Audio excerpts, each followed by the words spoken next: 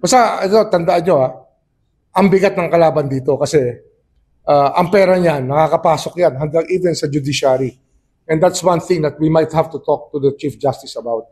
Kasi mabigat ang pera ng isabong. Hindi to basta-bastang kalaban.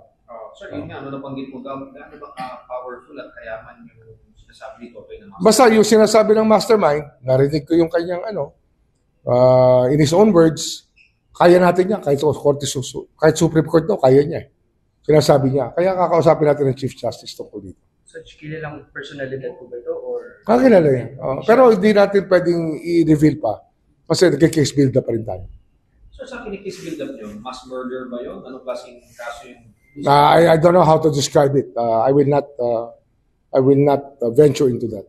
Sir, yung sa planong pakikipag-usap kay CJ, ano exactly yung mga... Hindi nga, we will tell him na what are the things that are hindering our way through this. Kasi nga, ang bigat talaga na kalaban sa dami ng pera. So may mga local courts pong involved po.